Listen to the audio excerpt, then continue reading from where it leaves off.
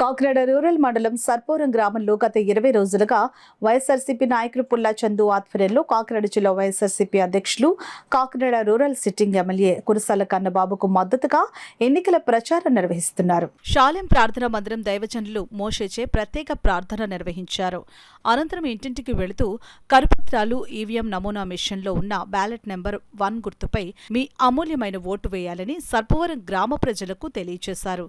ఈ కార్యక్రమంలో గ్రామ సర్పంచ్ శీలం నాగేశ్వరరావు, ఉప సర్పంచ్ పుల్లా ప్రభాకర్రావు, ఎంపీటీసీ సారా రాజేష్, వార్డు సభ్యులు ఘంటసాల సతీష్, వాసంశెట్టి పోతురాజు, గుత్తుల రవి, పుల్ల బంగారుబాబు, పుల్లా ధర్మరాజు, పుల్లా నారాయణ, పుల్ల స్వాములు, పుల్ల చక్రరావు, పుల్ల సత్యనారాయణ, సూర్యచంద్ర, కాలసీను, వానపల్లి వీరబాబు, మణికంఠ, గణేష్, బాలరాజు, క్రిస్టియన్ మైనార్టీ అధ్యక్షులు డేవింగ్ లివింగ్స్టన్, ఎస్సీసీఎల్ అధ్యక్షులు సవరం చిట్టిబాబు, వైఎస్ఆర్సీపీ అభిమానులు, కార్యకర్తలు, గ్రామ పెద్దలు పాల్గొన్నారు. డోర్ టు డోర్ వెళ్ళినప్పుడు ప్రజలే చెప్తా ఉన్నారు. మరి గతంలో 14 సంవత్సరాలు పరిపాలించినటువంటి చంద్రబాబు నాయుడు కానీ, గతంలో ఏ విధమైన ఇతర పార్టీలకు సంబంధించిన నాయకులు ఎవరైనా కూడా ఇటువంటి సంక్షేమ పథకాలు ప్రవేశపెట్టలేదు.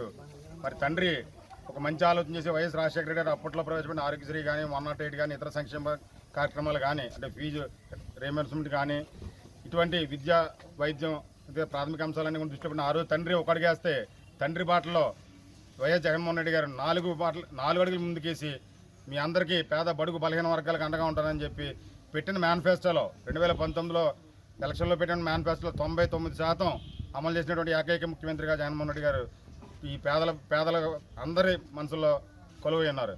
అలాగే మన కాకినాడ రూరల్గా మరి కన్నబాబు గారు అందరికీ కూడా పరిచయిస్తుడే. వారు కూడా మరి 2 పర్యాయాలు ఎమ్మెల్యేగా, మంత్రిగా కూడా విపరీతమైన సేవలు చేసి మళ్ళీ ఇప్పుడు మన ముందుకు కాకినాడ రూరల్ ఎమ్మెల్యేగా పొడి చేసి 1వ నెంబర్లో మరి ఫ్యాన్ గుర్తు వచ్చింది.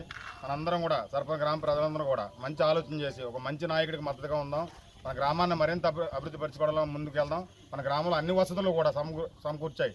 భవిష్యత్తులో ఇంకా కొన్ని వసతులు ఉన్నాయి. అవన్నీ కూడా గౌరవ శాసనసభ్యులు కురసాల కన్నబాబు గారి దృష్టిలో పెట్టి మన గ్రామాన్ని అభివృద్ధి చేసుకుని మన గ్రామంలో మంచి వాతావరణాన్ని సృష్టిందామని చెప్పి తెలియజేసుకుంటే ఈ కార్యక్రమం పాల్గొన్న ప్రతి ఒక్కరికి ధన్యవాదాలు తెలియజేస్తాను.